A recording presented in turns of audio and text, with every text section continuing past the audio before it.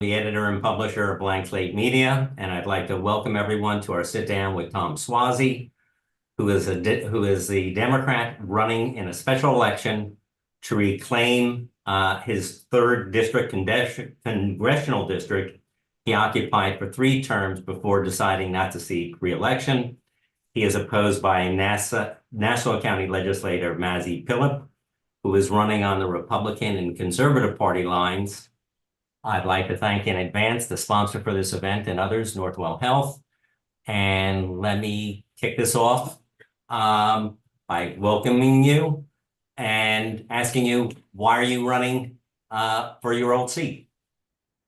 I'm running because I believe in public service. I believe in America. I think our country's in a lot of trouble right now. And I think that I have a record of accomplishment and experience that can help to heal some of the divide that exists in our country right now. What kind of trouble are we in?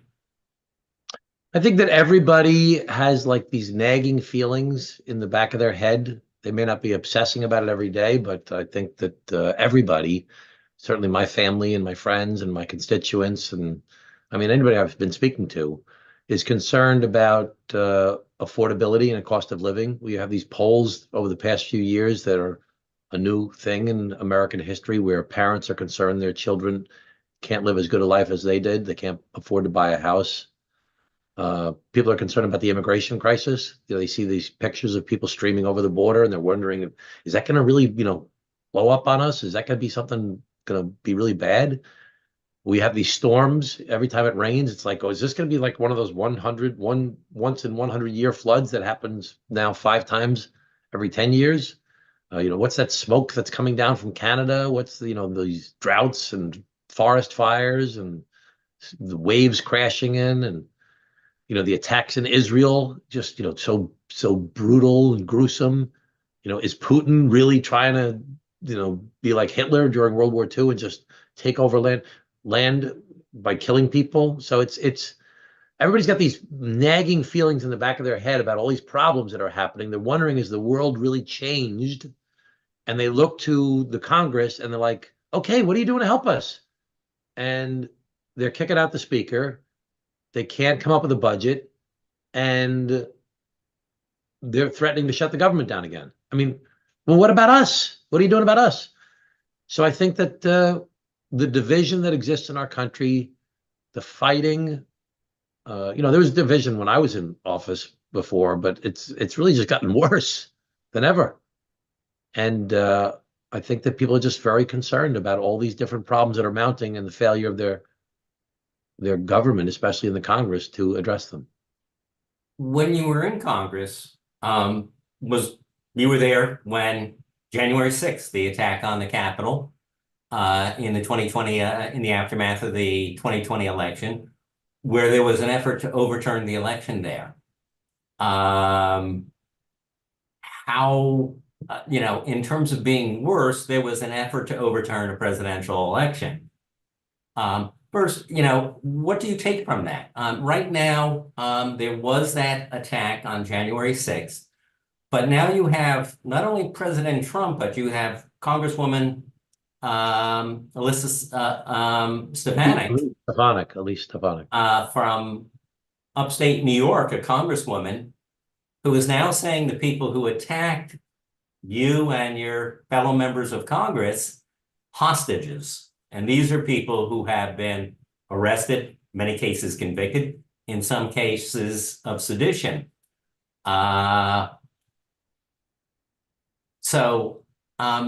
Is this worse than when you were there and they were attacking the Capitol and trying to overturn a presidential election? It's much worse. I mean, at least in 2020 and 2021, I guess even 22, we were still getting a lot of things done in the Congress. We were accomplishing we got through COVID. There were a lot of bipartisan efforts, the infrastructure deal, the CHIPS Act, so many different things. This past year, Harry Truman used to talk about the do nothing Congress. This is the do nothingist Congress. They haven't accomplished anything. But back to January 6th, I mean, I was there. I was one of the last people in the chamber on January 6th.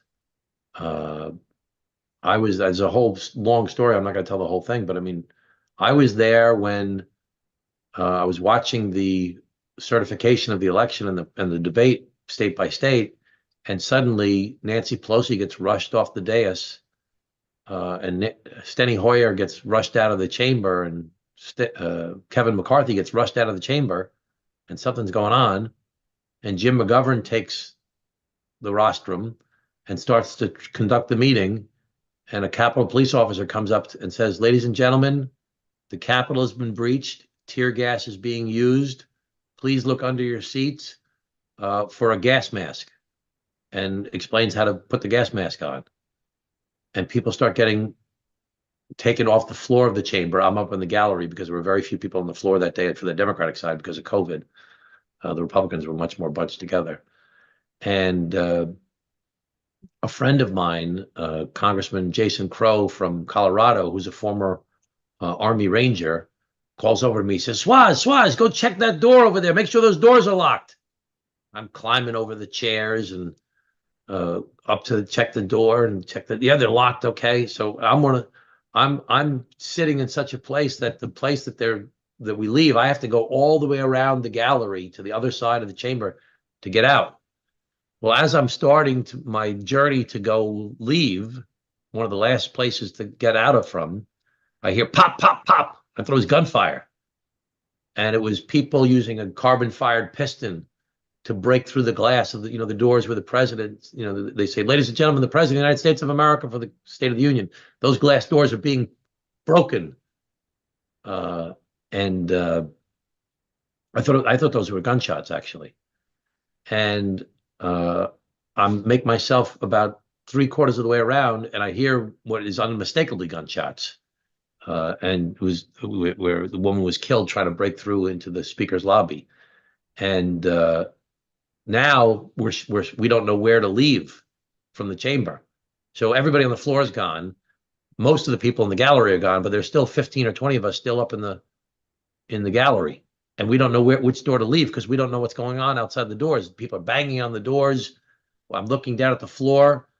There's the Capitol Police and some of my friends in Congress that are on the floor that were former military members.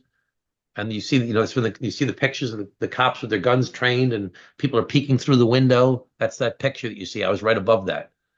And you start hearing all the Capitol Police. There's now like 5 or 10 Capitol Police in the chamber, and all their radios are pealing. Shots fired in the Capitol. Shots fired in the Capitol. Everybody down. I was videotaping at the time, and they said no videos, no videos, and finally, after some people are on the floor, some people are crying, some people are praying out loud, and it's time for us to leave.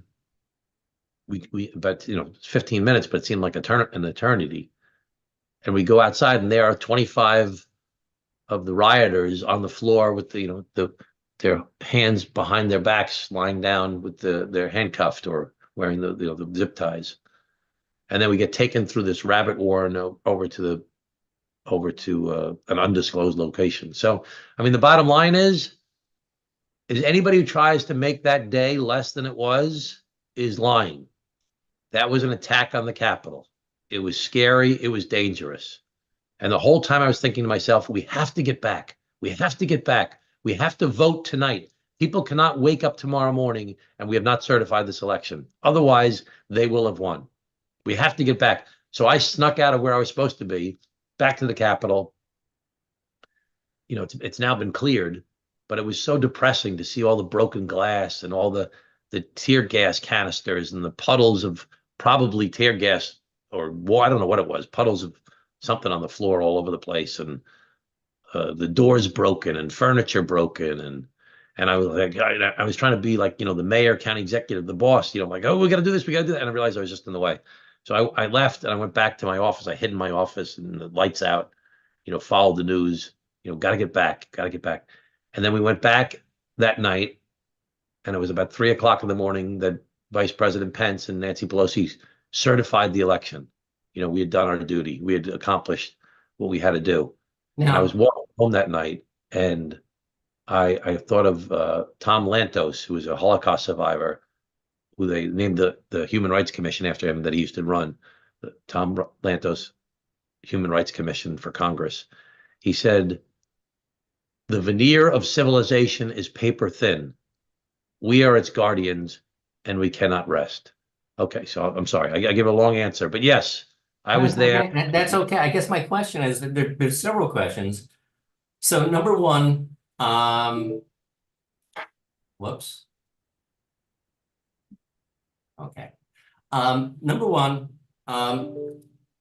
in 22, you decided not to run for re-election. Now, I want to say you've been a member of the Problem Solvers Conference Okay. caucus, where supposedly moderate 25 Republicans, Democrats, 25 Republicans meet every week to try and find common ground. but you had 2/3 of the Congress voted not to certify that election. How is it, how can you deal with a conference where you have 2/3 the members voting not to certify a presidential election? Well, there's a lot of people that I disagree with. I mean, on a lot of different things. I disagree with a lot of Republicans on a lot of different things. I disagree with people registered in the Conservative Party or nominated by the Conservative Party on a lot of things. But the challenge of government is how to find people that you disagree with and find those things that you could find common ground on. I mean, in the midst of all that going on, we passed the infrastructure bill and we got Republican votes for it. We passed the CHIPS Act. We got Republican votes for it.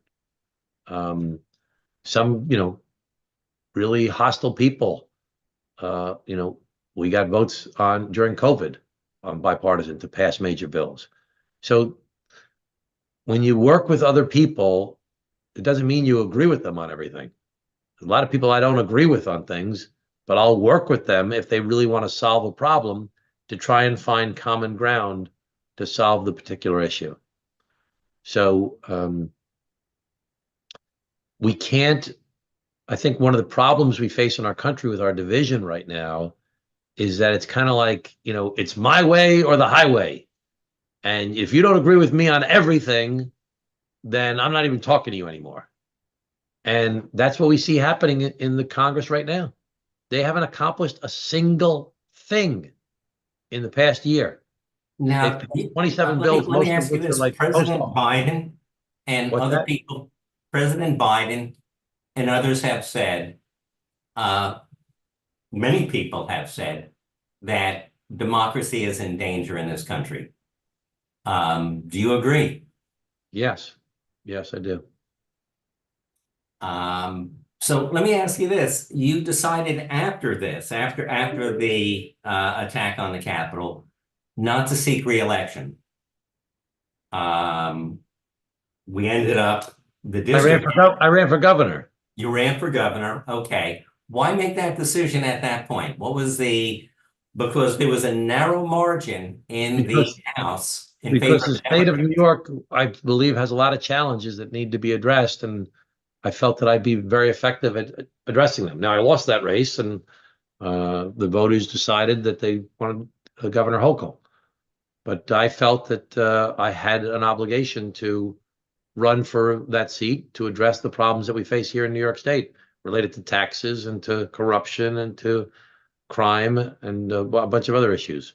And so I ran for governor, but I lost that race. Okay, so we move ahead. George Santos ended up being elected. And Republicans came with a majority. They are holding a very narrow majority. So in effect, this race, I mean, do you feel, I guess, in terms of the burden of this, I mean, not only is this a one seat, but you could be a deciding vote in who controls the House of Representatives. Well, I don't think that my one seat will do that by itself, but it's one of several that could accomplish that. And it's a great responsibility, and it's a challenge that I'm up to.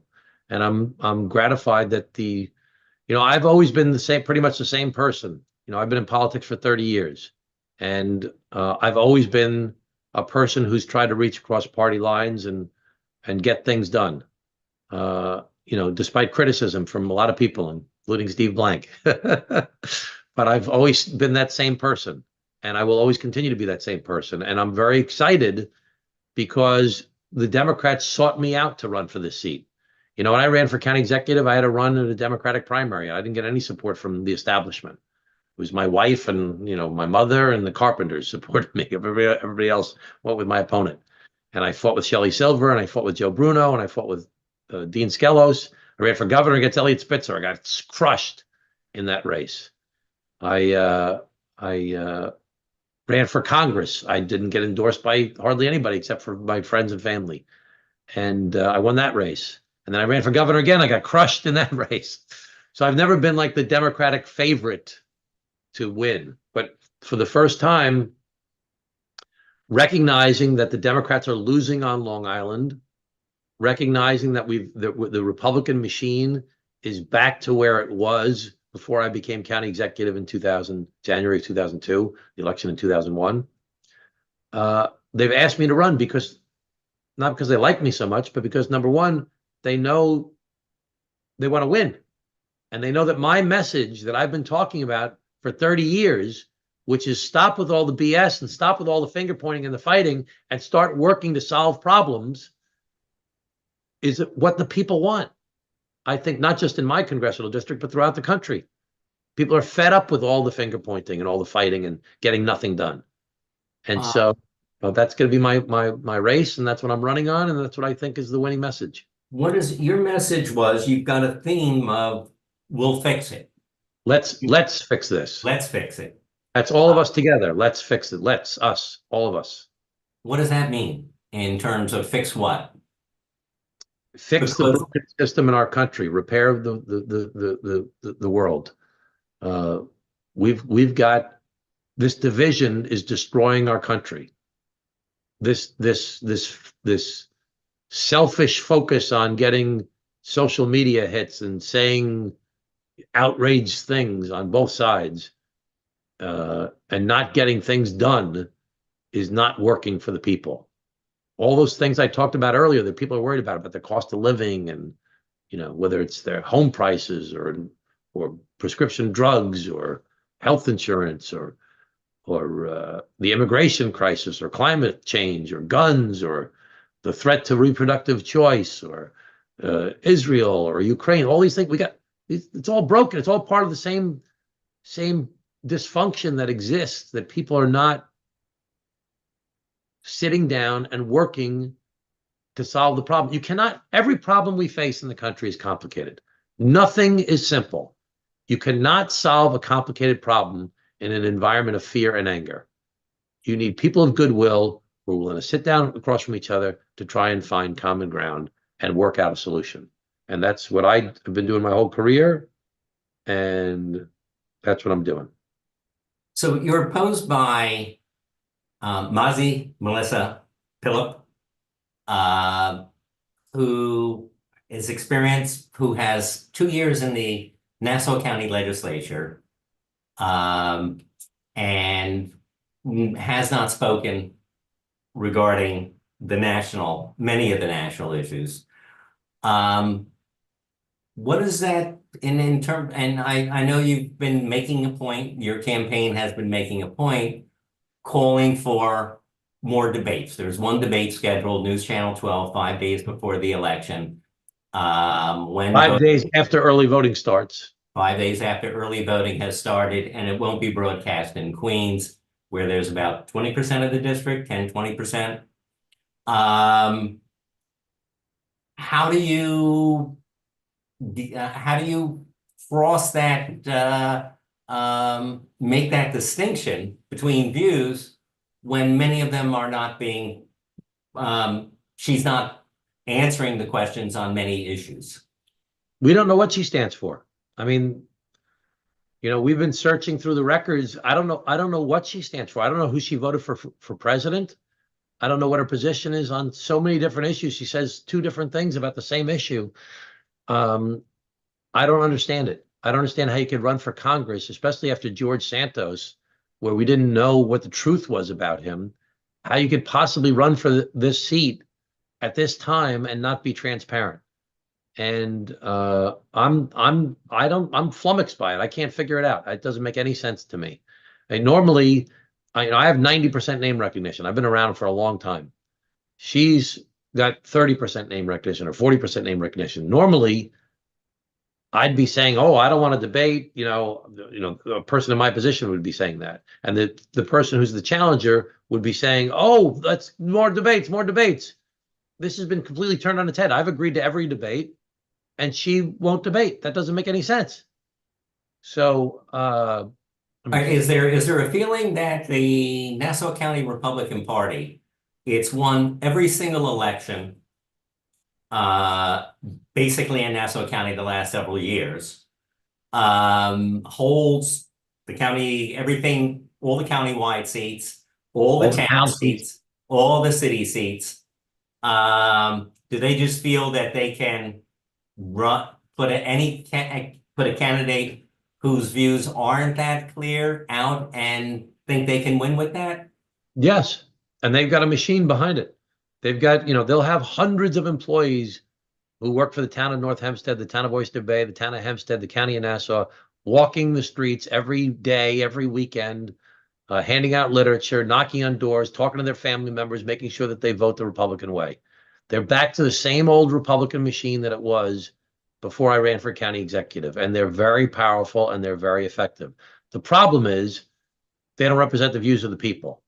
And we don't know what she even stands for. Well, all we know is she's endorsed by the Republican and the Conservative Party lines, which are the conservatives especially, but a lot of the Republican stuff is just extremist.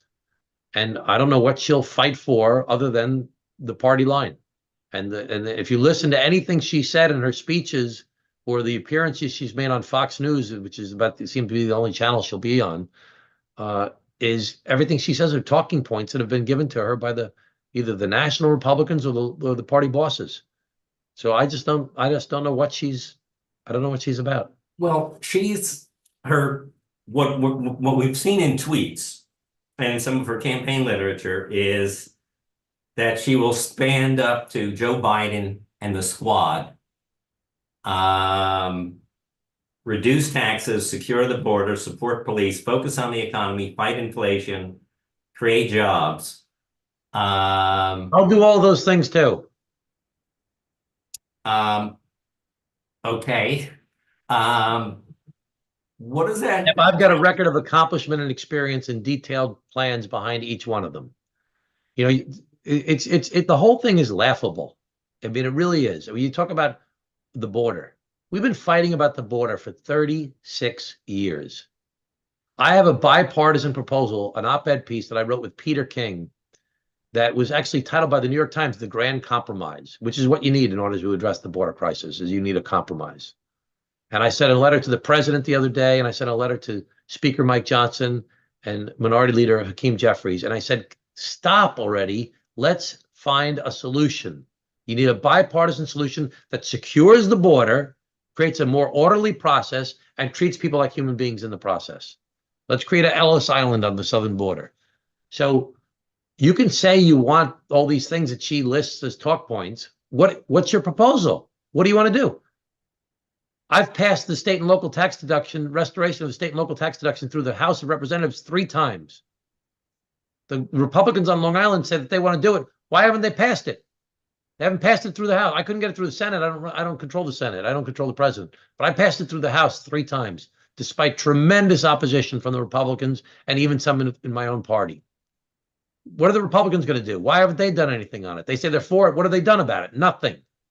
You're talking about the state and local taxes cap that was passed as part of when the tax cut was made during the Trump administration. 2017. So when America first started a federal income tax, the governors and the mayors said, we don't want to do a federal tax. You'll stop us from collecting taxes at the state and local level. And they said, no, no, no.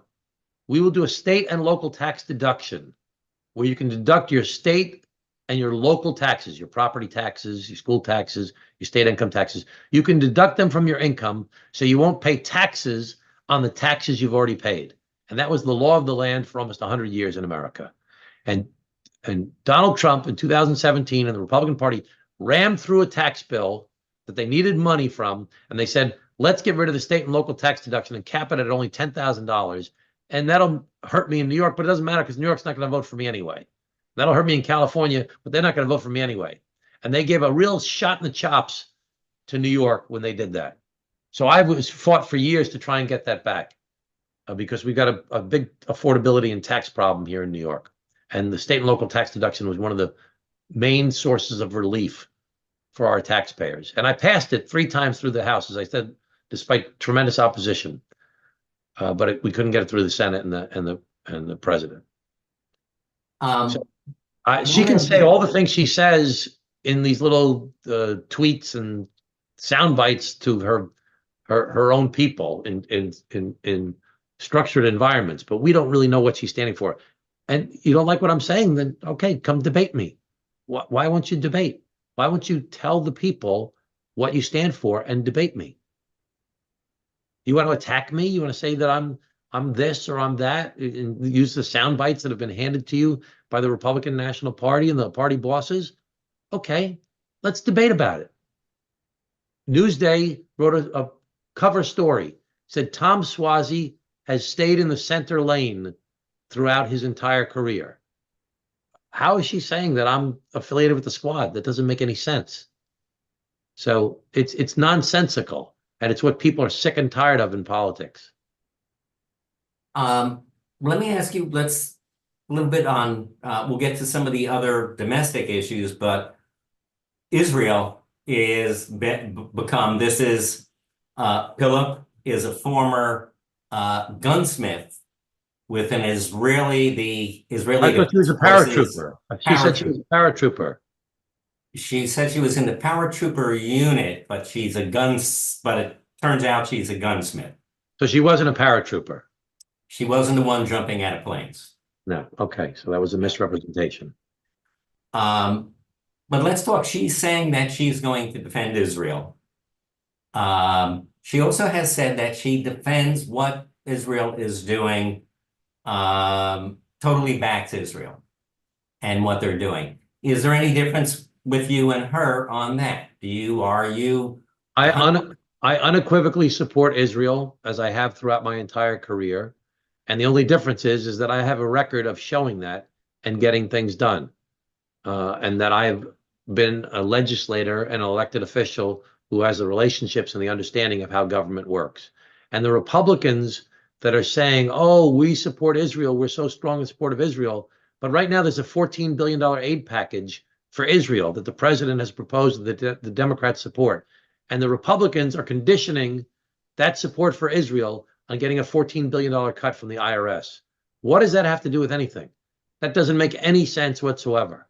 So people that support Israel would like to have bipartisan support from America for Israel, which we've enjoyed for decades. And I would argue that having another Republican that says they're in support of Israel, but still supports things like conditioning aid for an IRS cut, which is totally irresponsible, doesn't do anything for you.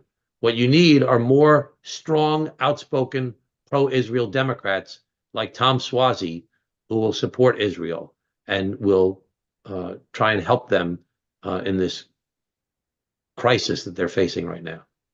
Now, the Biden administration has been talking to Israel about narrowing its focus. This appears to be a change. The New York Times reports it, that they have been pressing the Israelis to be more, to try to reduce the collateral damage of their campaign in Gaza.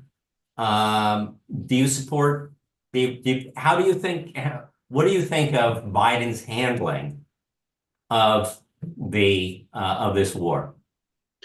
Let me say that I went to Israel in December. I came back on Christmas Eve.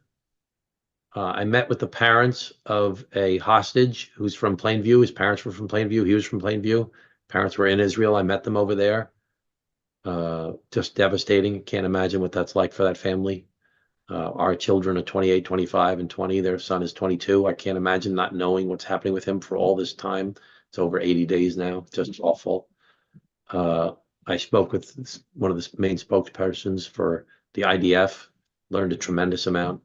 I visited Kfar Aza, which is a kibbutz in the Gaza envelope, saw the awful, just devastating mess that was how people were treated. I just can't get the image of this woman that they told me about, who was a paralyzed woman in a wheelchair that was shot in her wheelchair and her son was killed. 1,000 people lived in that kibbutz before on October 6th. Over 60 people were killed. I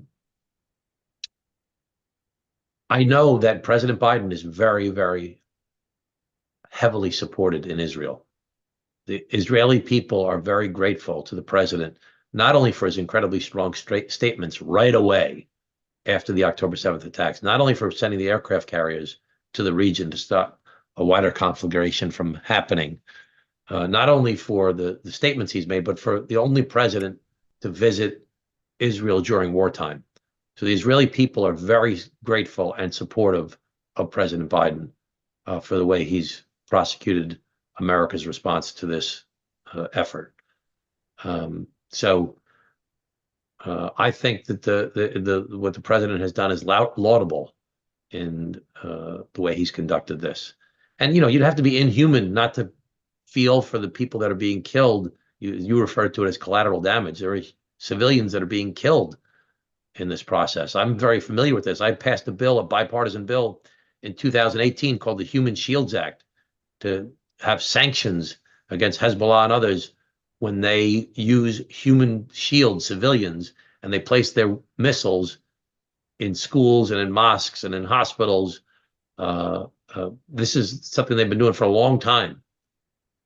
And the idea of trying to be more effective in stopping Hamas, killing Hamas, and not killing civilians in the process, which is incredibly difficult given that Hamas purposely put civilians around their weapons and around their soldiers and around their bases, is something that we should try and get Israel to do. But it's a very, very difficult thing to do. And I think the idea of the president and the intelligence units and the Secretary of State's there visiting now, talking to them about ways to do that, but not trying to condition our support for them in any way, but working as partners to try and stop these murderers. Hamas, one thing I'm convinced of, having been in Israel recently, is Hamas is not some loose confederation of desert fighters. They are sophisticated, disciplined. They're a terror army whose mission is to destroy Israel and kill Jews. And they'll do it again and again and again. They've said that they will. They said October 7th, we'll do it again. We'll do it again. And they've said that they don't care about all their people. They care about just the people that are on the Hamas team, so to speak. And everybody else, let the UN worry about them. Let the UN and the West worry about them. So they're unfeeling, uncaring terrorist murderers. So the question, in addition to the conduct of the war, has been, what about the day after? What about the day after Israel takes over, defeats Hamas, goes in to the tunnel network, gets their leadership? What happens to Gaza afterward? Now, the Biden administration has called for a two-state solution, not that Israel occupies the Gaza, but that maybe a group that includes the a reinvigorated Palestinian Authority has sway over that. That's been opposed by Netanyahu and some of his ministers, some of whom have said that the Palestinians in Gaza should be removed from Gaza. Yeah, that's irresponsible. That's terrible, awful rhetoric from the far right wing of Netanyahu's coalition. There should be a two-state solution. That should be the goal, is a two-state solution, which was first explained to me by Shimon Peres when I was in Israel back in 2002 during the Second Intifada. And that should be our ideal, is a two-state solution. And Gaza needs to be rebuilt. We need the Arab countries to, with the cooperation of the West and Israel, to rebuild Gaza. And it needs to be governed not by a bunch of crooks and terrorists, but by people who genuinely care about the Palestinian people. They say free Palestine. Yeah, free Palestine from Hamas.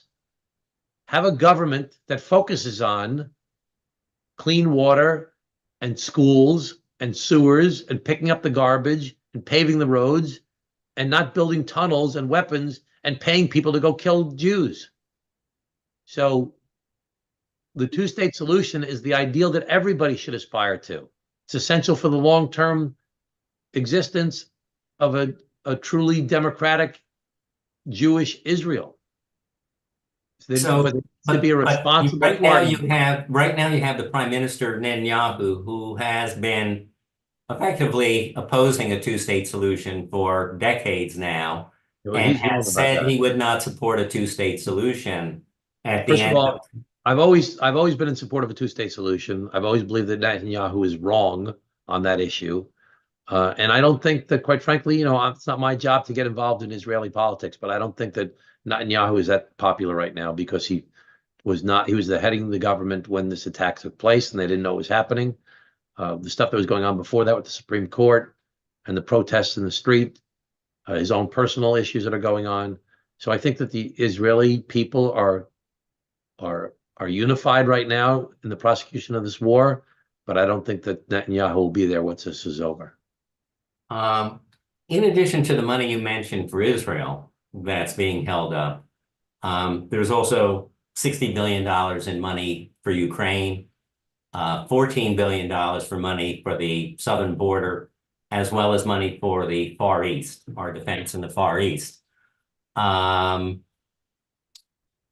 What's in terms of Ukraine? I There absolutely is a caucus, there is a group in Republicans in the House that say we've given them enough money. We they're shouldn't be they're giving them they're any more. absolutely 100% wrong. I confronted a Republican colleague one day in Congress last December before I left Congress, and I said we cannot let Putin get away with this. We cannot appease Putin. I said we'll be just like Neville Chamberlain. You know what his response was? And he was his chairman of a committee, a major committee. I'm not going to tell you who. You know what his response was? Who's Yeah. Neville Chamberlain? I was like, what? So, we've all heard the expression, those that don't know history are doomed to repeat it. What Putin is doing is exactly what Hitler did when he crossed the border to try and take over land through violence. And we cannot support it. We have to support Ukraine. And our adversaries have a long-term plan to try and destroy our democracy and to take over the world. And Putin, Communist China, Iran, and their allies all want to try and stop democracy and stop us from being successful. And we can't be isolationists. We can't ignore that there is this real threat taking place to democracy in the world right now. Abortion is a major issue, particularly since the overturning of Roe v. Wade. Your opponent says that she opposes a ban, but hasn't said a nationwide ban, but she hasn't said what she does support. Would you support a national codifying Roe v. Wade nationally? Yes, I would. I believe in reproductive freedom, and I don't understand my opponent in this who says that she's pro-life, that she says the Conservative Party agrees with her, and that she's endorsed by the Conservative Party, but she won't tell us what her position is regarding abortion and regarding reproductive freedom. The conservative, there was some question about your support of Roe, of basically the law under Roe v. Wade, where it's basically no restrictions through viability. Um, I don't know what you're referring to. well, there were questions, and I understood you had a meeting with Kathy Hochul. That's not properly represented. I have 100% rating from Planned Parenthood. Okay, there's not a question on that. No. Okay, so you would support the codifying of Roe v. Wade Yes. nationally.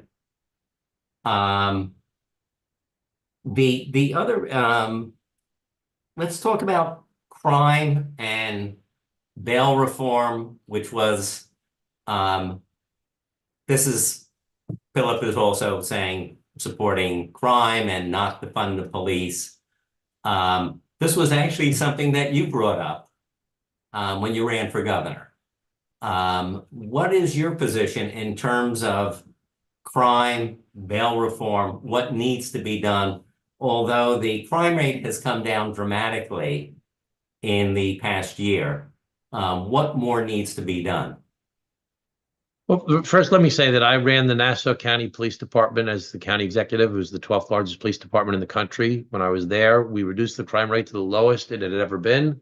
And it was the safest county in the country, or safest community in the country, for any community over 500,000 people. I ran the Glen Cove Police Department when I was the mayor of Glen Cove and oversaw that police department. Incredibly safe community. As you pointed out, I've always run very strong pro-law enforcement. In fact, when I ran for governor, I ran very big on the issue of pro-law enforcement. Even during the George Floyd protest, which I completely condemn the murder of George Floyd that took place by the police out in that state, I still held ceremonies honoring local police officers, which was not easy to do as a Democrat in those days, from Queens and from Nassau and from Glen Cove and from Suffolk County, all parts of my congressional district at the time. So I've always been pro-law enforcement. I'll always be pro-law enforcement. Safety is one of the most important things that we need from government. And I'm happy to see that the crime rate has come down in New York City and in Nassau County, but we have to make people feel safe. And we have to constantly work to make sure that people feel safe. And I, like everybody else, am very concerned about what are often reported as low-level crimes, which is shoplifting, petty larceny. They're often reported as lower-level crimes, not major crime, according to the FBI statistics. But it's anarchy when shoplifters, criminals, feel like they can just walk into a store, take stuff off the shelves, not get arrested, or if they do get arrested, get let out right away, and then do it again, and then get arrested again, and then get out again. So there has to be a way that we hold people responsible for their not following nobody's following the rules. It's not, President Trump didn't follow the rules. George Santos didn't follow the rules. I'm concerned Hunter Biden didn't follow the rules. They're not following the rules of the southern border. The shoplifters do not follow the rules. People got to follow the rules. So we have to get back to that. What would you do in crime? And is there any difference? There's been talk It's about really much more of a state and local issue, and I'm not running for governor or for local office right now. I'm running for Congress. Everything I can do to bring aid from the federal government to the state and local governments for law enforcement, I will do. gun There safety. are some national things, like, for example, I believe in a national registry. If a police officer gets kicked out of a police department for misconduct, he shouldn't be able to be hired by another police department somewhere else without knowing that there's a database that has that information available, that they've been fired by another police department for misconduct. We should know about that. But Um, we need to support law enforcement, and I've always done that. gun safety.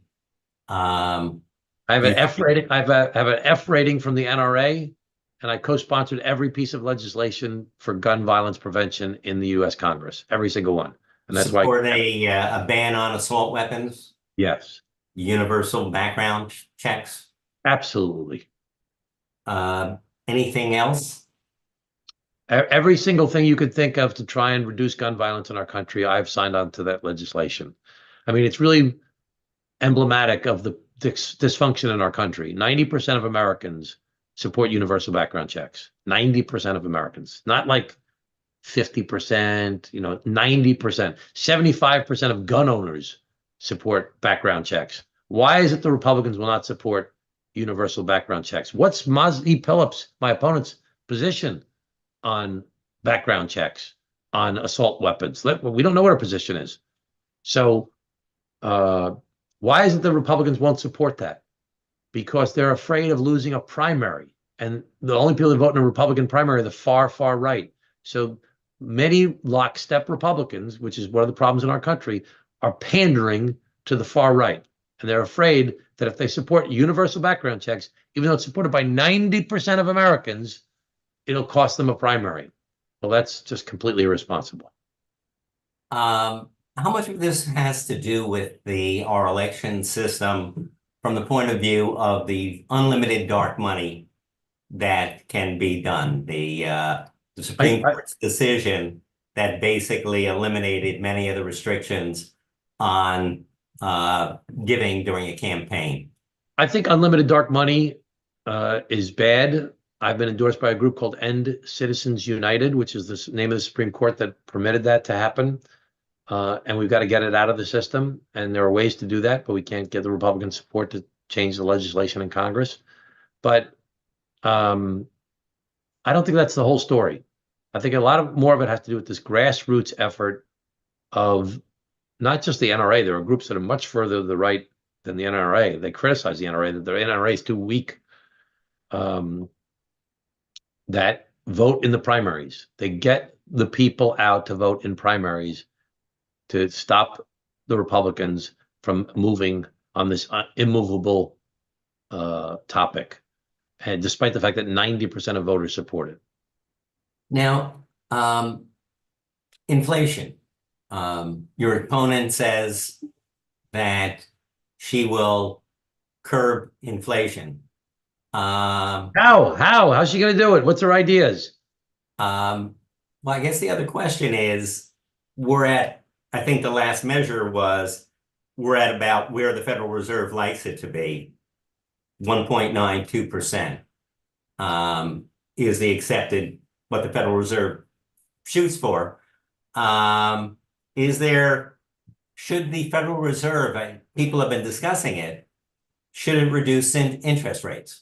I hope they will. I think it would be great for homeowners and for people who need to borrow money and people's credit card debt and their home mortgages, investment by private sector. I think it would be a real boon to the economy if they reduce the interest rates, and I'm hoping that they will.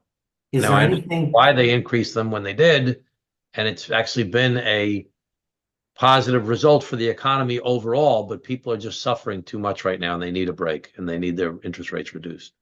what As other bad as our ways, inflation has been, it's much worse elsewhere in the world. what else would you do to sort of ease one of the big issues, I think, with inflation and with issues is affordability of living, the cost of housing. The New York, we have a 800,000 unit shortage. This is true across the country, or in many places in the country, where the difficulty in building new housing forces up rents, forces up the value of homes here because there's a shortage of homes, so it becomes more expensive. What would you do to address the affordability issue? Well, first, let me go back to something I've talked about a lot, and is one of my priority issues, is the state and local tax deduction. I couldn't have bought my first home. I was speaking to somebody else the other day, couldn't have bought their first home if they didn't have the state and local tax deduction. Couldn't afford your mortgage and your property taxes unless you had the state and local tax deduction. So it's essential for us to get the state and local tax deduction back. And there's a whole bunch of things to do regarding the cost of prescription drugs and other ways to reduce the cost of living for people. But regarding housing specifically, there has to be more supply. There has to be more housing. I've been talking about it for 15 years, and I've been successful in many ways, but not nearly successful enough in encouraging cool downtowns, going up 95% of the land mass in Long Island can stay exactly the way it is now, with single family homes and parks and beaches and open spaces. But 5% of our land mass in our downtowns, around our train stations, we need to build apartment buildings and office buildings and restaurants and shops and make them into cool downtowns that people want to live. Look at look at Mineola. Look at what it's always been that way is Garden City, or look at Patchogue, or look what we've done in Glen Cove, or what they've done over in Farmingdale, downtown Farmingdale. These communities are Rockville Center, Long Beach. These communities are much more vibrant. They're attracting young people. They have exciting places to go to in their downtown areas because they've built housing in the downtown. We need to encourage more of that, and that's been blocked uh, by the Republicans, quite frankly, for decades. They talk about the total urbanization, stop the Queensification of Nassau. That's not going to happen. 95% of our land mass should be exactly the way it is now. Exactly the way it is now. 5% in our downtowns. Let's get rid of these. You go to Hicksville and look at the strip mall, 106 and 107.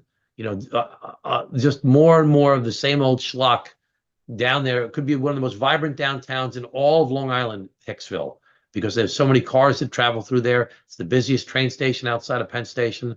Let's build a vibrant, cool downtown there with a lot of housing for young people and for empty nesters and others. That is a walkable community that people want to be in. We need the housing stock.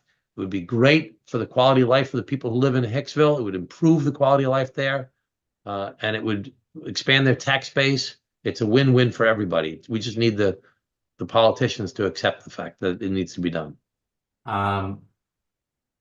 Social Security and Medicare, you have been hitting, or your campaign has been hitting Philip on the issue of Social Security and Medicare, and that she is threatening. Exactly how is would she be a threat to Social Security and Medicare?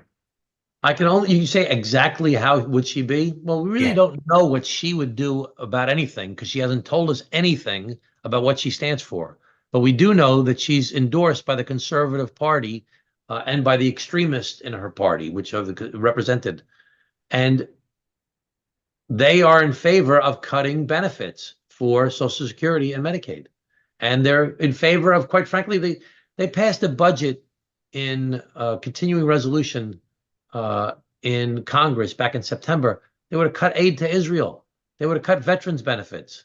They would have cut Social Security and Medicare. They would have cut everything that people like that the government does. They would have cut dramatically as part of their extreme agenda. And she said, well, I'm not an extremist. I'm not like that. Well, how do we know? You won't debate. You won't tell us what your position is. And you say that you agree with the Conservative Party. We have to assume that you're in favor of all of these things. Okay. So in concluding this, can you tell me why voters in the 3rd District should vote for Tom Suozzi over Mazi Pilip in the upcoming special election? Vote for Suozzi, not for Mazi? That's what you want me to tell you? I mean, the bottom line is that we'd like you to flesh that out a little. the bottom line is that people know me. I've been around for a long time. I'm not perfect. Nobody is. But you know that you can trust me to work on behalf of the people, that I'll stand up to the extremists, whether it's the far right or even some people in the far left in my party, that I'll fight for the people on the issues that they care about. I'm not going to Washington, D.C. to go fight with everybody. I'm going there to work with people to try and solve problems and address the real life issues that you and your family are concerned about. I know you're concerned about the cost of living. I know you're concerned about the immigration crisis. I know you're concerned about climate. I know you're concerned about the threats to our international world order with Ukraine and Israel. I know you're concerned about the threats to reproductive freedom. I know you're concerned about gun safety. I know you're concerned about all the things that I've listed in detail in my policy platform, where I've given specific detailed positions as to how I stand and what I will do and what I've done already in my 10-point plan and my list of accomplishments. So I will fight to bring money back to the district, to try and help people, to pass legislation, working with Democrats and Republicans, with progressives and with conservatives. I'll work with anybody to try and solve problems and make people's lives better, as I have throughout my entire career. And I hope that people will vote for me. I hope that they'll vote on February 3rd when early voting starts through February 11th. We'll vote on February 13th. I'm asking for your support. I'd like to thank you very much. I'd like to thank Tom Suozzi for participating in this discussion. We have also extended an invitation to his opponent, Mazi Philip, to do the same. I'd also like to thank again Northwell Health for sponsoring this morning's discussion. It's not even noon. For those who are unable to watch today, a recording of our discussion can be found on Blank Slate's media website, theisland360.com, our Facebook page and YouTube channel. You'll be able to go. A story about this morning's discussion will appear in the 6 Blank Slate media newspapers in the coming week and on our website, theisland360.com. And once again, I'd like to thank former Congressman Tom Suozzi, who is running to become Congressman again for the 3rd District. Thank you very much, Congressman. Thanks, Steve. Thanks for the opportunity.